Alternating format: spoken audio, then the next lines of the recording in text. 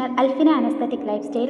നമ്മൾ വന്നിരിക്കുന്നത് പുതിയൊരു അപ്ഡേറ്റ് പറയാൻ വേണ്ടിയിട്ടാണ്. LBS PSC നഴ്സിംഗിൻ്റെ 24-ാം തീയതി വന്നിട്ടുള്ള അപ്ഡേറ്റ് ആണ്. സ്പോട്ട് അലോട്ട്മെൻറ്റ് നമ്മൾ ഓൾറെഡി ഷെഡ്യൂൾ ചെയ്തിരുന്നത് 27-ാം തീയതിയാണ്. ആ ഡേറ്റ് പോസ്റ്റ്പോണ്ട് ആയിട്ടുണ്ട്. 27-ന് പകരം 29-ാം തീയതിയാണ് അലോട്ട്മെൻറ്റ് വന്നിരിക്കുന്നത്. പക്ഷേ ഈ അലോട്ട്മെൻറ്റ് സ്പോട്ട് അലോട്ട്മെൻറ്റ് അല്ല, സ്പെഷ്യൽ ഓൺലൈൻ അലോട്ട്മെൻറ്റ് ആണ്.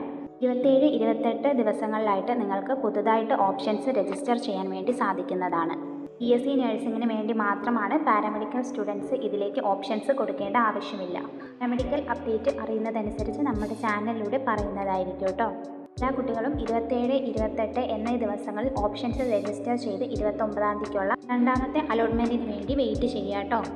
ശ്രദ്ധിക്കണം, സ്പോട്ട് അലോട്ട്മെൻറ്റ് മാറ്റി സ്പെഷ്യൽ ഓൺലൈൻ അലോട്ട്മെൻ്റ് ആണ്. ആരും LBS സെൻറ്ററിൽ പോകേണ്ട ആവശ്യമില്ല. ഓരോ അപ്ഡേറ്റും ഡിഫറൻ്റ് ആയിട്ട് വരുന്നത് കുട്ടികൾ കറക്റ്റ് സമയത്തിന് തന്നെ അറിയാൻ വേണ്ടി കൂടി ഒന്ന് ശ്രദ്ധിക്കുക. തന്നെ ഓൾറെഡി അലോട്ട്മെൻറ്റുകൾ വന്നതിന് ശേഷം കോളേജിൽ ജോയിൻ ചെയ്ത കുട്ടികളാണ് എന്നുണ്ടെങ്കിൽ NOC സർട്ടിഫിക്കറ്റ് നിങ്ങൾക്ക് ആവശ്യമായി വരുന്നതാണ്. NOC സർട്ടിഫിക്കറ്റ് നിങ്ങളുടെ പ്രൊഫൈലിൽ ഇഷ്യൂഡ് എന്ന് കാണിക്കണം.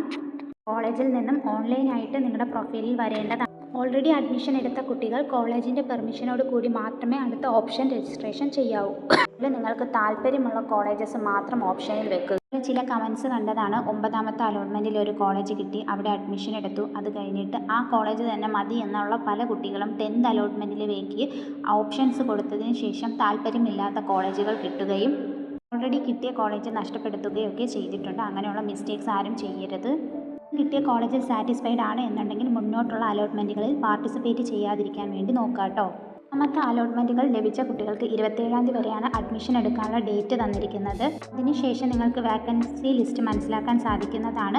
ആ ഒരു കാര്യം മനസ്സിലാക്കിക്കൊണ്ട് തന്നെ 27, 28 തീയതികളിലായിട്ട് നിങ്ങൾക്ക് താല്പര്യമുള്ള കോളേജസ് ഓപ്ഷൻസ് വെക്കുക. അതിനുശേഷം 29-ാം തീയതി അലോട്ട്മെൻറ്റ് പ്രസിദ്ധീകരിക്കുന്നതായിരിക്കും. വാക്കൻസി മനസ്സിലാക്കാൻ വേണ്ടിയിട്ട് നമുക്ക് അലോട്ടഡ് ലിസ്റ്റ് എന്ന് പറഞ്ഞ വെബ്സൈറ്റിലുണ്ട്.